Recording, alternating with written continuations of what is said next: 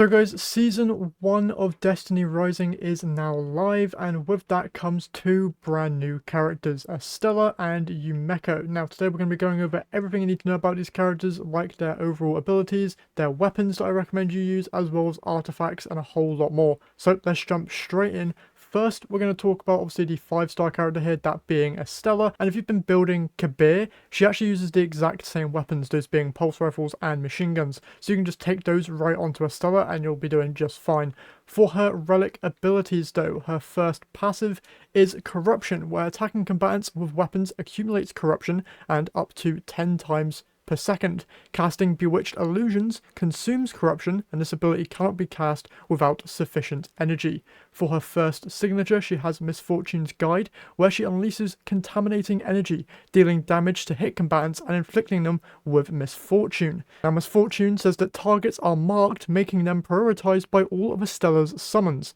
Summons attacks deal an additional 35% damage to marked targets, and whenever Misfortune is inflicted, it will instantly grant 7 corruption. Targets inflicted with Misfortune will also be inflicted with Corrupt, and Corrupt is preventing combatants from recovering health and increases their damage taken. For her next signature ability, she has Bewitched Illusions, where she is able to summon these little automated sentry turrets. These Bewitched Illusions join the battlefield and fight combatants on their own. The more corruption she has accumulated, the higher the level of the summoned Bewitched Illusion will be. The higher level Bewitched Illusions deal greater damage. And then for her main ability here, her super, it is called Violent Reverie. She summons a powerful Violent Reverie to continuously attack combatants while firing a contaminating beam. This is basically her summoning a literal dragon sentry that will just deal damage to nearby combatants and looks really cool. For her weapon mastery, attacking a combatant affected by misfortune with a weapon 11 times triggers an accident, dealing 814 solar damage to the combatants and granting 5 additional corruption. If the combatant is defeated with misfortune, Estella gains additional corruption equal to 7 times the number of accidents that have affected the target.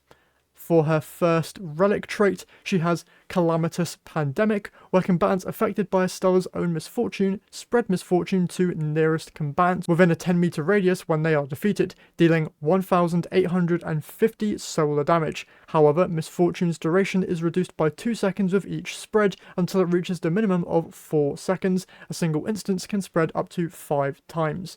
For the next relic trait, you have Dream Aid, where when Violent Reverie is present, all combatants' misfortune countdowns will be paused, and corruption will be accumulated with 80% more efficiency. And then finally we have Focused Fire, where when Misfortune's Guide is cast, Bewitched Illusions Blink will fire 3 breaths of temptation at the target simultaneously.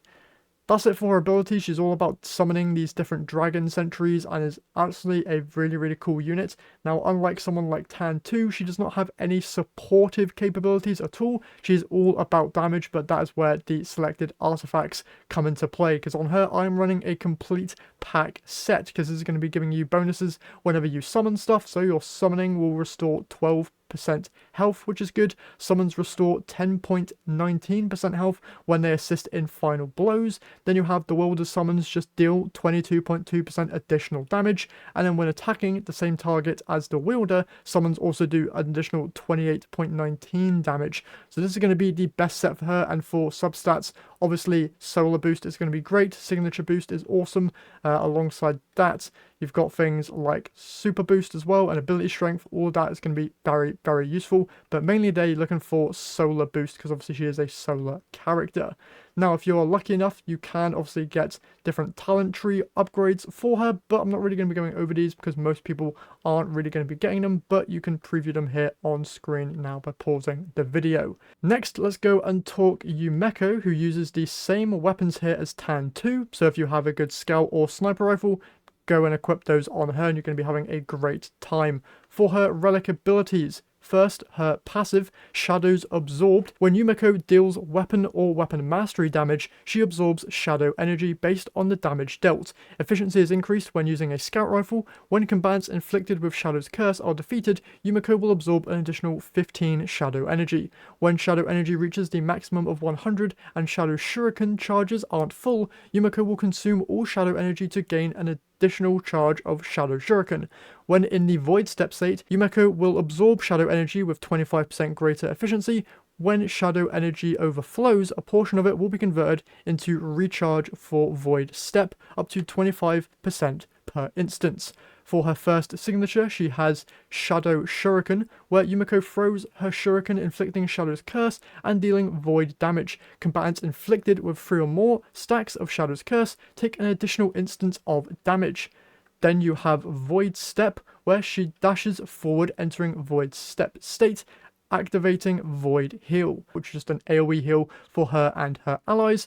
Then for her super, she has Singularity Shuriken, where Umeko throws her super enhanced shuriken, inflicting 4 stacks of Shadow's Curse at once and dealing void damage. The shuriken will also slice through space itself, creating a brief singularity that deals void damage and pulls in combatants. Then for her weapon mastery, when Yumeko's shots hit combatants weakened by her Shadow Curse, they deal an additional instance of void damage equal to 15% of the original shot. Then for the first relic trait, you have Unrelenting Malice. When Shadow Shuriken hits 2 combatants, Umeko will absorb 5 energy. When it hits 3 combatants or more, she will absorb an additional 5 shadow energy. Then we have Void Crosser. When an ally comes into contact with Void Healing Array, they will gain Void Step until the aura expires. And then Soul Salvation. When elite or stronger combatants are defeated while inflicted with Yumeko's Shadow Curse, they will regenerate 1 Redeeming Light.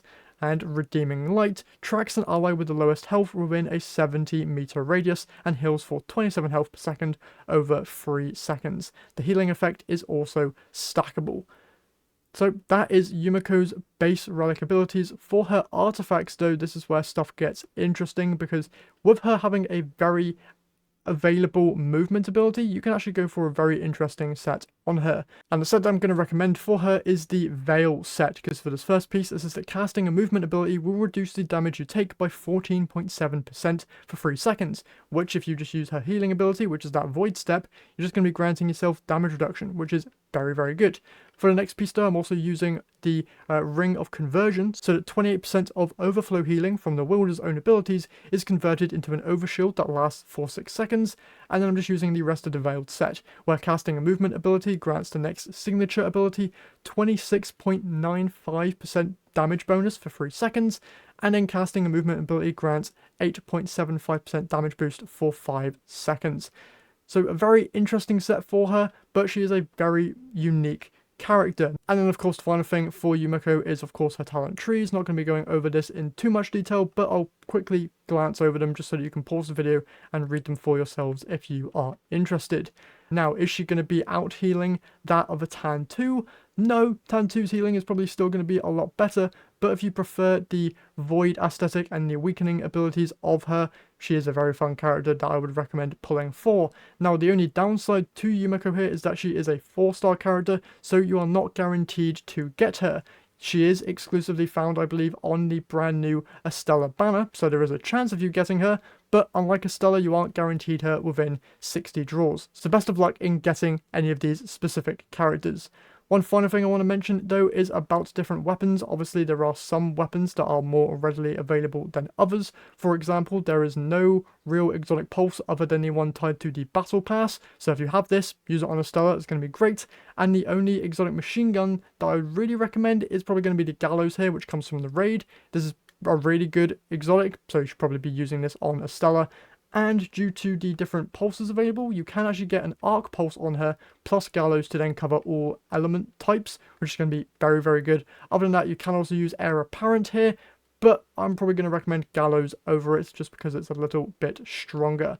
And for Umeko, the same thing goes for Tan 2, really. Any weapons that are good on Tan 2 are going to be great on her. Things like Polaris Lance are going to be very, very good, but also Izanagi's Burden is also amazing. So if you have any of those exotics, be sure to use them on Umeko. And with that said, that is everything for the 2 brand new characters available in Destiny Rising. I wish you the best of luck in trying to get both of these characters. Once again, Estella's guaranteed within 60 draws, so if you have enough draws for her, I would definitely recommend trying to pull for her if you are lacking in a very good damage solar character. And for Umeko, if you don't have a Tantu, she is a great alternative, but Tantu is still going to outdo her in terms of overall damage and healing, I do believe, although the weakening effect from her is still going to be very much useful. With that said though, that's everything for today's video, so if you guys enjoyed, if you could leave a like and subscribe to the channel, I would very much appreciate it, and I will see you all in the next one.